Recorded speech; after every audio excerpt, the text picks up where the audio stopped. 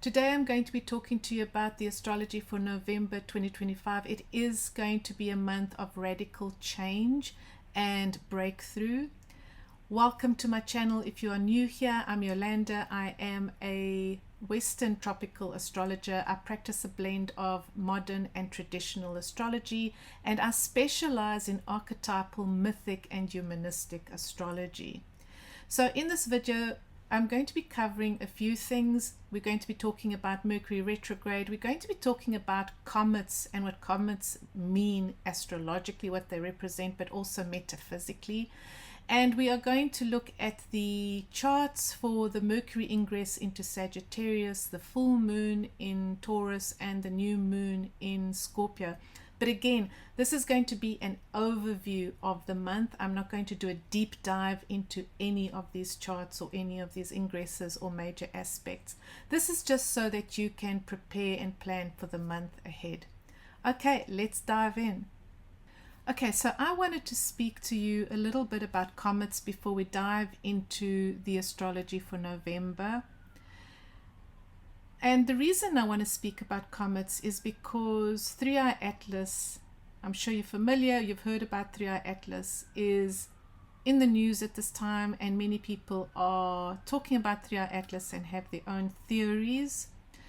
Now, I'm of the opinion that 3i Atlas is a comet, and that's it. I don't believe that 3i Atlas is artificial intelligence or an alien spaceship. I don't believe they are here to invade us or take over the world or whatever else is out there at this time, all the speculation, all the conspiracy theories. I don't believe in any of that. I believe that 3i Atlas is a comet with a special spiritual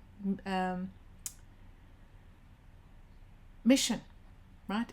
Every comet, by the way, is here for a reason. There is nothing in the skies, there is absolutely nothing out there that is not meaningful or hasn't got a purpose. Just like everything within you, in your body, has a purpose and has a function, everything outside of you and outside of us has got meaning and purpose. So there is no such thing as a comet being a random thing. It is here for a reason and it has a purpose. Now, I don't know of any modern astrologers who speak about comets. So if you do, please do leave a link for me. I'd love to hear other modern astrologers' takes or take on comets. I do know that traditional astrologers view comets rather negatively. They see comets as bad omens or portents of something negative like war, etc. Now, that has been proven, by the way. I'm not saying that comets are not sometimes associated with war and bad things, but just like everything else, there are good comets, there are bad comets. Now, Rudolf Steiner, I love what he said about comets. Rudolf Steiner believed that a comet is like a scavenger that feeds off negative energy. I like to think of them as like the garbage trucks of the solar system. They come in from the outer regions of our solar system. They come in and they eat up or take up all the negative thoughts and feelings that we humans have sent out into the astral world, out there into the universe. They come in and they basically feed off all of that. They take away all the negativity. That is what I believe. That's what Rudolf Steiner said. And if you want to go check it out, I encourage you to read on Rudolf Steiner's work on comets and everything else, really. Now, he also said, by the way, that they come into our solar system to deposit essential minerals and, things like potassium and cyanide. They purposefully come through through our solar system to deposit these things. So again, it's this whole thing of everything has a purpose and a meaning, and comets are definitely meaningful. Now, at any given time, by the way, at any given time, there are over 7,000 comets, over 7,000 garbage trucks in our solar system. cruising around eating up negativity. Now, as they are eating this negativity, as they're taking on all this negativity, they're also, like I said, leaving these important minerals in a physical sense, but spiritually, they're also carrying messages. They're also bringing messages. And you may be thinking, okay, well, what is 3i Atlas's message? Now, I've been asking every night, been praying for signs for the last week on what 3i Atlas is actually all about. What is the message that 3i Atlas is bringing? And last night I actually dreamt, and I know this was the answer, of a moose, an animal, a moose, dropping a letter onto my lap. And so he had a letter in his mouth, and he dropped this letter onto my lap. Now, moose in certain indigenous tribes, for example, the Algonquin, and I think it's the Ojibwe and the Cree nations, the moose is a very good omen. The moose is an omen of independence and strength. Now, I like that. I do actually pick up, and if you are energetically sensitive, you may be picking this up as well. I do pick up good vibes from 3i Atlas. I don't watch all these many videos on 3i Atlas and get this bad sense. It's, to me, 3i Atlas actually carries positive vibes, and the purpose. I think when 3i Atlas comes past us again, it's going to be interesting. It's going to be interesting to note what happens in the world at that time, because we will get a sense of what I'm saying here, this message of strength, of goodness. I also thought it was strange that I came across the following story, and I've been praying for guidance, by the way, for a week. So I came across this story that H.G. Wells, the writer H.G. Wells, wrote this book in the days of the comets. I believe he wrote it in the 1960s. And it's a story about a comet that passes close to Earth, trailing a green cloud of strange chemicals through the atmosphere, leading to an abrupt and total revolution in human nature, referred to as the Great Change. And everyone becomes peaceful, kind, forgiving, and sensible after this comet has moved through our space area. I find that fascinating because, guess what? 3i Atlas is trailing a green cloud. Is unusually green, this comet. It's an unusually green comet. So that is interesting, this correlation, this incredible prediction, if you want to call it, that H.G. Wells wrote about this comet that came and changed mankind and made us all more peaceful and loving towards another, which really the world we are currently living in needs more loving energy, more peace and understanding. So let's see what happens when 3i Atlas actually comes out from behind the sun. I believe it will be around the same time that this video goes live or is published. I'm doing this on the 28th of October. I'm hoping to have it published either today or tomorrow, the 29th of October. But anyway, do leave me a comment. Let me know what you are feeling or thinking about 3i Atlas. If you are having any dreams that you think are related to 3i Atlas, I'd love to hear from you. Okay, so let us dive into the astrology for November 2025. Now, I'm not going to bore you with running down through this whole list because it's a very busy month, but you may want to pause this video at this point and highlight the dates. For example, Venus opposition to Chiron on the 1st of November, Mars enters Sagittarius on the 4th of November. These kind of things, you might want to pause it. You may want to write it down. What we are going to look at today is I'm going to look at the Mercury station retrograde chart. Well, no, I'm going to look at the Mercury ingress into Sagittarius chart. And we're going to talk about Mercury retrograde. Then I'm going to look at the new moon in Scorpio chart and also the full moon in Taurus chart. Okay, so let's dive in. So Mars enters Sagittarius. Let's get those dates right. Mars enters Sagittarius on the 4th of November.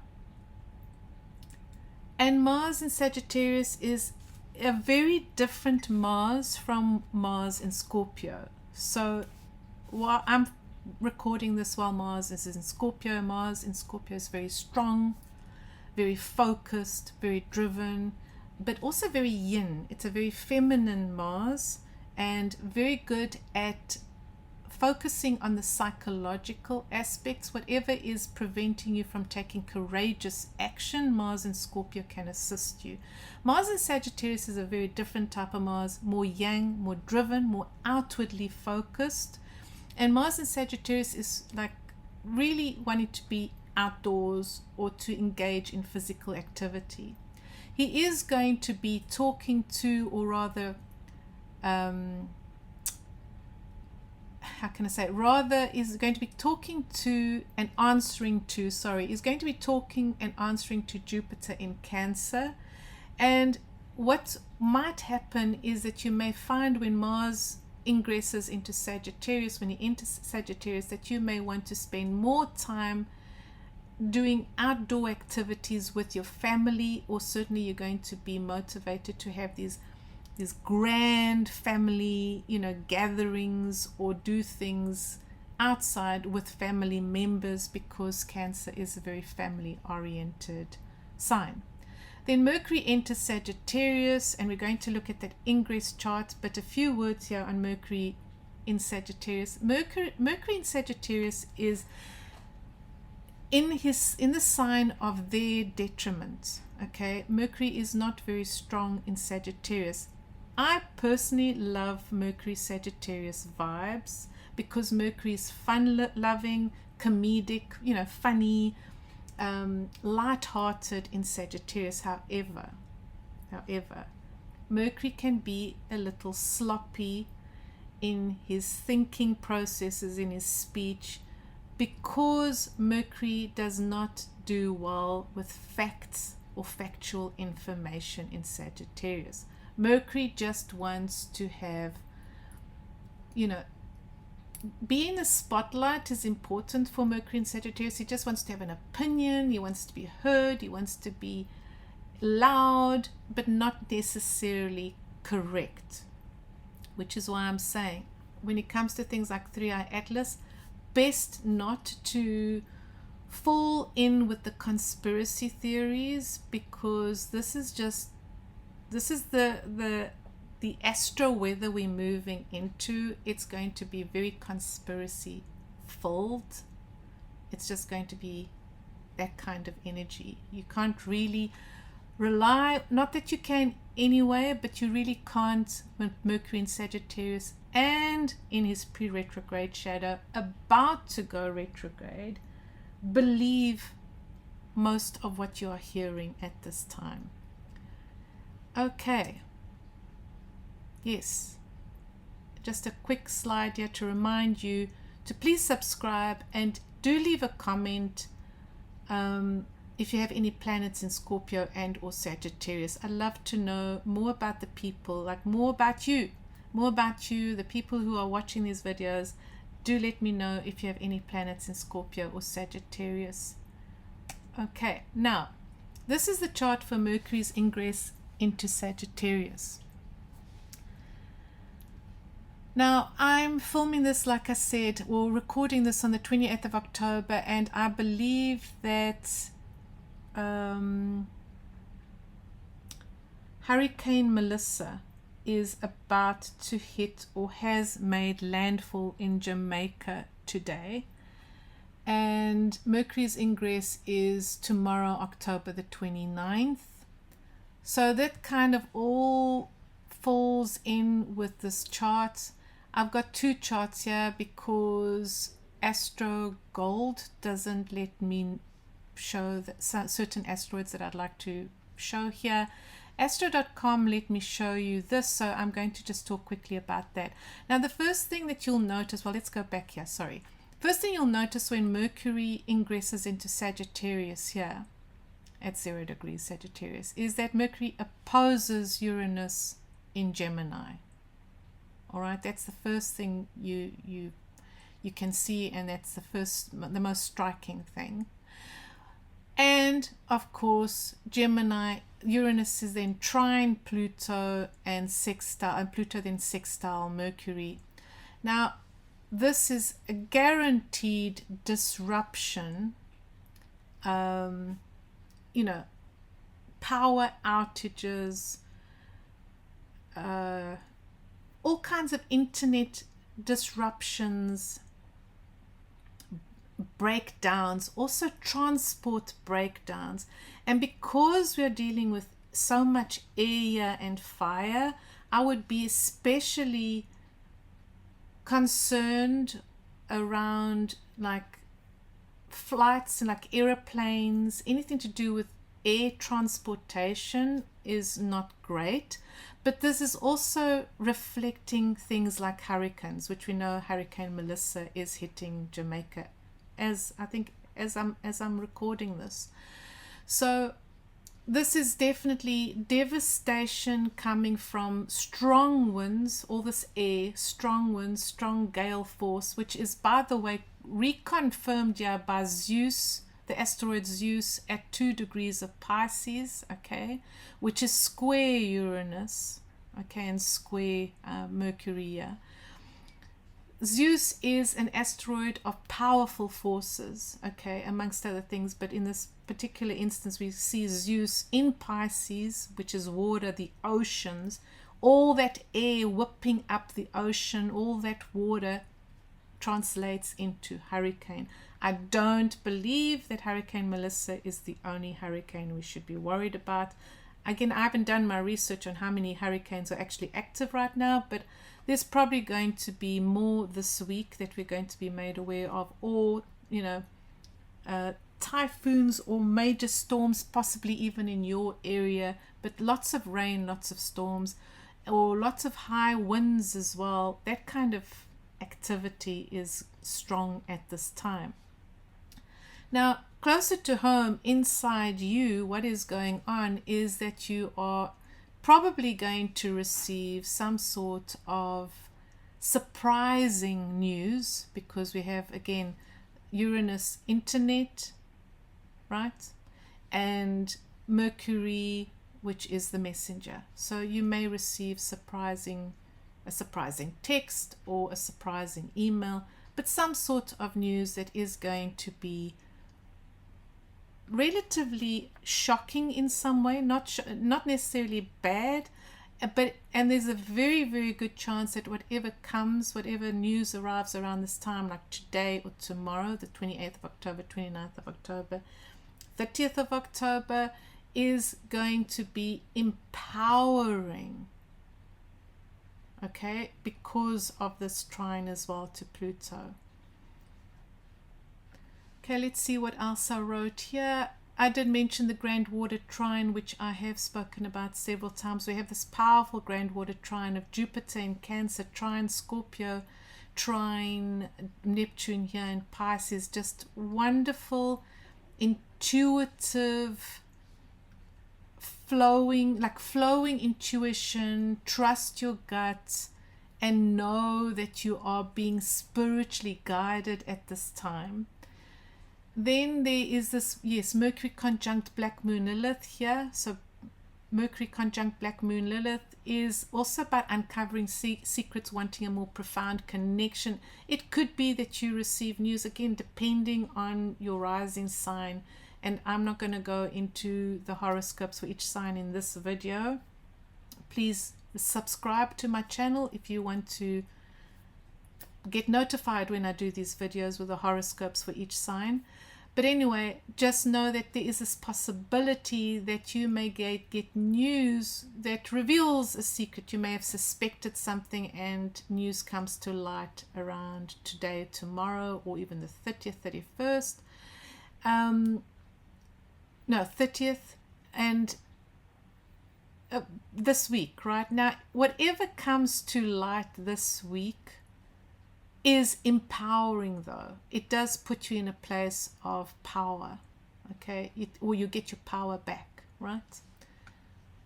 Okay, and then I also wrote here, if you're willing to work through shadow material around relationships and money, you may find healing at this time. And then tension, whatever tension you are feeling at this time, is released through the grand trine. The grand trine of Cancer, Scorpio, and Neptune. Just this is a very powerful, magical time to give your cares over to the waters.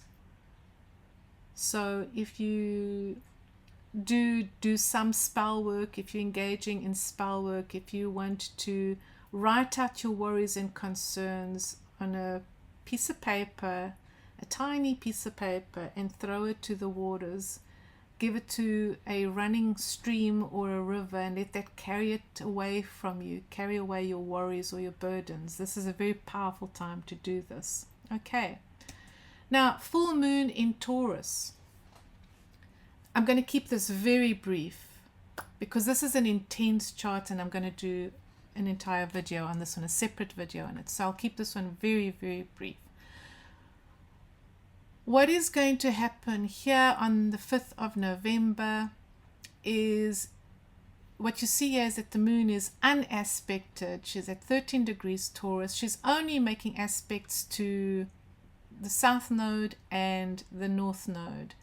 And this immediately tells me that whatever culminates, whatever comes to fruition or ends around this time is fated. It was just meant to be. And you will do well to accept whatever it is, right? Let it flow, let it go.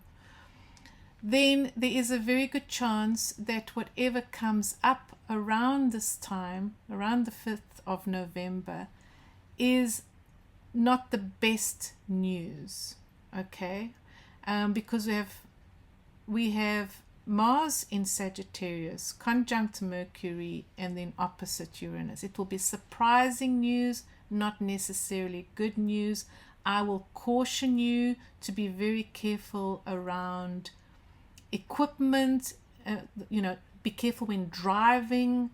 Anything to do with transport, heavy equipment. If you are working in an area where there's a lot of equipment, like cars, trucks, anything like that, I mean, really, where you have to be practicing safety, you really, really want to take extra precautions around the full moon in Taurus around the 5th of November. I cannot stress that enough. If you can avoid doing anything around that time, around the 5th of November, where, for example, if you can avoid operating less than perfect cranes or tractors or trains or whatever it is that you have to operate, then please avoid doing it that day. You want to wait until, give it 2 more days if you can before you start doing any of that. This is the potential, this is a dangerous day, and the potential for something going awry, wrong, is very high. Okay. New moon in Scorpio. This is just a better lunation chart, better energy. This is a wonderful chart that screams of self-transformation and breakthroughs and radical change. And I'm really excited for this chart. November the 20th. I think by November the 20th, many of us, and I will do like I say, please watch my separate videos on the Ingress charts and the full moon and the new moon coming up. Many of us are going to find ourselves in completely different positions and places by the new moon in Scorpio.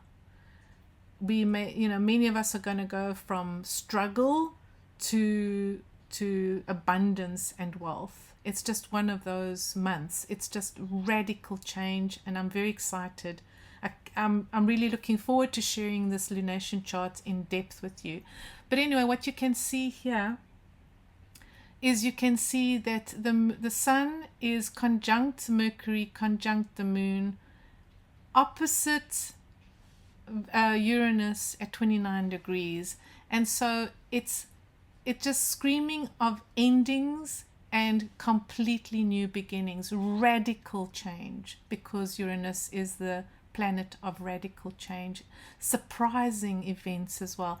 I mean, I'm going to mention it, it could be anything from winning the lottery to suddenly getting an inheritance or getting a massive promotion, like an unexpected promotion, something like that. I mean, you could find yourself going viral, for example, overnight. I have a client, by the way, who went viral this week, and needless to say, he has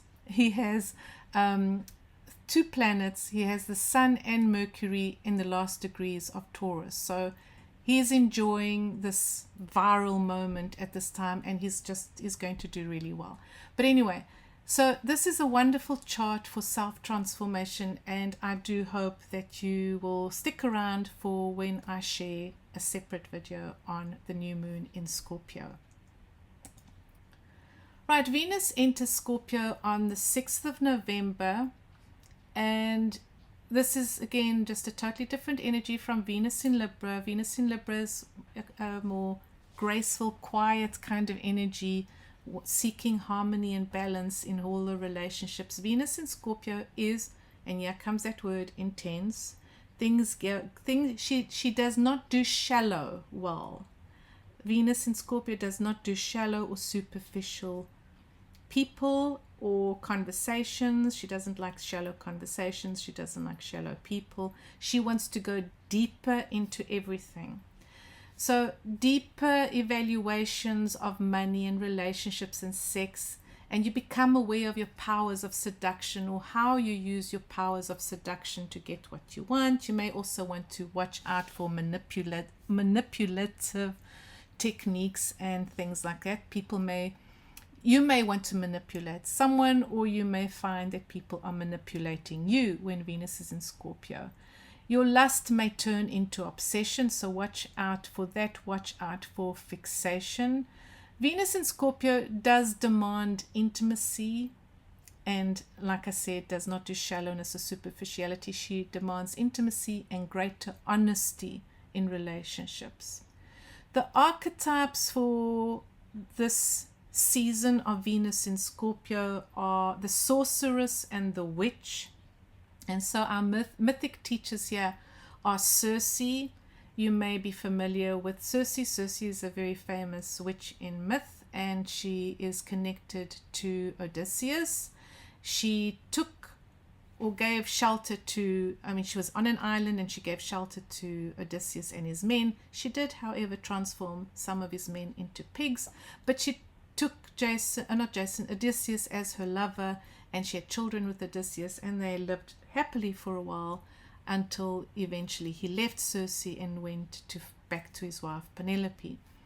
So Circe the witch is one of our mythic teachers here. Pasiphae is another mythic teacher. Pasiphae, by the way, was Circe's sister, and Pasiphae is the mother of the Minotaur in myth. So you may know the story of the myth of the Minotaur, who lived in this maze, and he would eat up people.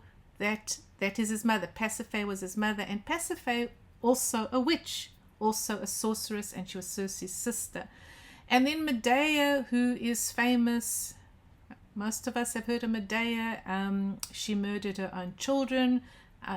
This was out of revenge, because she was in love with the hero Jason, and she was actually married to Jason, and then he left her. He cheated on her. He left her for someone else, another queen, and she took revenge by killing their children and killing Jason's new wife.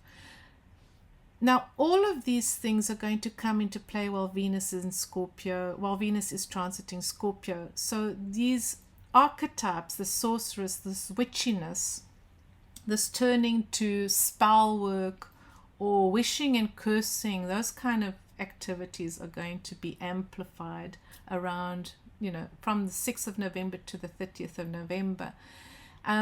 These are just the archetypes that are in play at this time. It's this archetypes of intensity and of taking back, if you're a woman, of taking back your power and not feeling powerless, because of, you can't, in patriarchy, it's not about men, it's not about hating men, but about taking back your power if you feel that you have, been made to feel less than because of culture around patriarchy and patriarchal values at this time. Now, I do think that, for example, themes around providing shelter, like Circe provided shelter, I think these themes are going to come up as well in November. I think this connection to the Minotaur, Pasiphae was the mother of this very Taurian figure. The Minotaur had the head of a bull. So Taurus, or anyone with a sun in Taurus or Taurus rising, that person may be playing a role in your life in November. So if you know a Taurus, or you may be attracted to a Taurus, but certainly Taurian energy is going to somehow be an influence in November. And then Medea's story of wanting to take revenge, so these vengeful thoughts may be coming up in November. Hopefully not, and I will have to do a video on how we can deal with these things, but hopefully not.